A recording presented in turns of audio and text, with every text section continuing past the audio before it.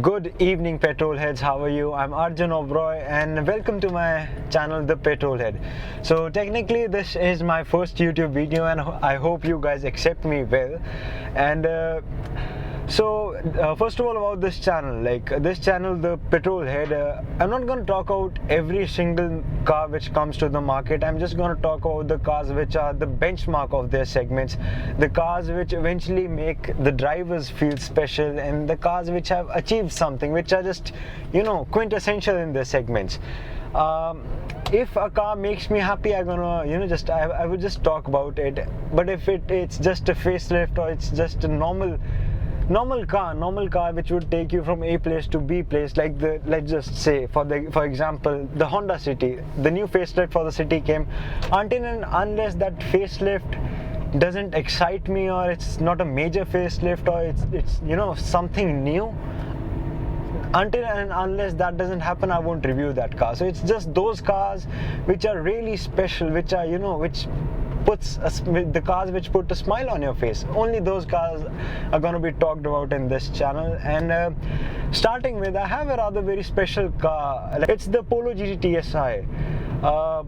Not only Polo GT TSI, I really want to talk about the hot hatch segment in India, how that segment is growing, and how, what are the new things happening in the segment, because recently there's a lot of buzz in that segment, and I think, not a lot of people are talking about it. So yeah, that's the video for today. This video is gonna have three segments. First, my favorite hot hatch in the market. Second, what are the new cars coming in this market? And third, according to me, which companies should participate in this segment. So starting with my favorite hot hatch. So according to me, my favorite hot hatch, it's got to be the Polo GT TSI. And now I know that the Polo GT TSI is not a mainstream hot hatch, it's just a budget hot hatch because it just has around 105 horsepower. It's not a mainstream maniac car like the Focus RS or the Polo GTI or something like that. Right now in our market, in our country, it's just the budget hot hatches which are having the dominance. So I think the Polo GT TSI is a great budget hot hatch. It's a very good package to watch. It has all those goodies you would expect from a hot hatch. It's practical. It looks good. It feels good. It has that Volkswagen's tank-like build quality. So all in all, it's an amazing car. And I don't know how many of you consider the exhaust note under 10 lakh rupees for a car under 10 lakh rupees, but the Polo GT TSI has a brilliant exhaust note. There are just two cars which have a great exhaust note in that under 10 lakh rupee segment. I think the Baleno and the Polo GT TSI. So I think the Polo GT TSI is a phenomenal car. It has around 105 horsepower, 1.2 liter engine. Amazing, and it has that world-class DSG gearbox which everybody craves for. I think it's a well-rounded package. So what are the new cars coming in this segment? The new cars coming in the segment, I'm really excited about two cars. And first, it's got to be the Baleno RS. Now the Baleno RS, we've been waiting for that car for a long time now, and finally it has been seen in the wild. A couple of days ago, I just saw Motoroid's post which had the red Baleno RS, and though the looks aren't that different, same the Polo and the Polo GT, when they are just together, it's just the GT badge which makes the difference. It will be like the basic competition for the Baleno RS would be the Polo GT TSI or the TDI. And I don't think that Baleno has got to be that good of a car that it can beat the Polo GT TSI. And it's a very personal reason why I think that, though the Baleno RS, according to me, it's gonna be a bit cheaper, and also it will sell like hotcakes, but still I don't think so that the Baleno would be able to offer that premium feel of the Polo GT. I don't know, it's just that the Polo GT is a better buy according to me. Like Volkswagen's brand value is better than Suzuki's brand value any day. I'll choose a Volkswagen over a Suzuki any day. That's for sure. And yeah, I think the Baleno RS doesn't look that good. Like the Polo Polo looks good, it looks sporty, it looks agile, it looks more premium, it just feels good. The Baleno RS, however, it would be faster, it will sell like hotcakes, but I don't know, it's just, it's just a personal feeling that a Polo would be just like, if Baleno RS scores 8 out of 10, Polo would just score 9 out of 10. It's like this close. Also about the Baleno RS, why I think the sales would be much, because what the dealerships are doing, I don't know what dealerships are doing at your place, but definitely out here what dealerships are doing is, like, for the normal Baleno you got to wait for around 6 months if you want to buy that car, and for the Baleno RS, like, I think they have right now they have a good inventory for the Baleno RS. I know that will go with for waiting also after a month or so.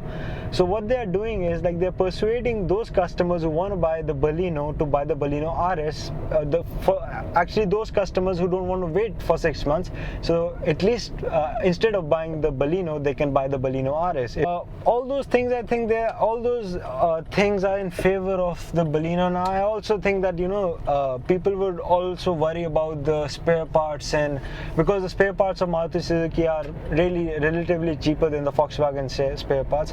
So I really think, considering those points, Baleno will have an edge over the Polo GT TSI if you consider sales. And also I think that the Polo GT TSI would depreciate much faster than the Baleno RS, because it's a Maruti Suzuki, and they are good with depreciation rates. They're just, if you own a Maruti Suzuki, you don't worry about resale. That's the reason they sell in such big numbers.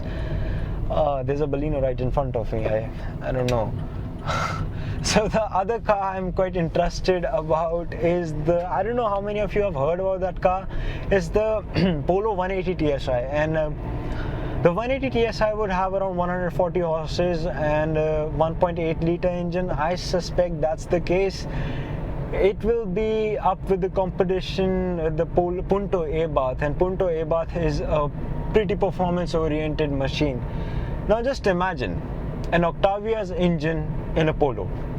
That combination would tear the tarmac. I'm really excited for that car, and it's not that expensive. I think it's something closest to the Polo GTI, the 180 GT. It will be like the closest to the GTI, and I think it will be around 10 lakh cheaper than the GTI, because it's all in all the Volkswagen is gonna price it round about 15-16 lakh rupees, and if that's the case, I think that car would be bunkers.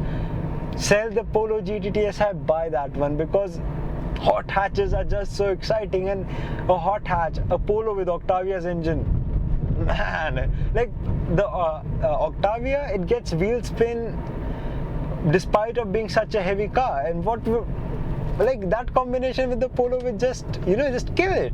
So that's why I'm really excited about that car. I think that car is gonna be just awesome.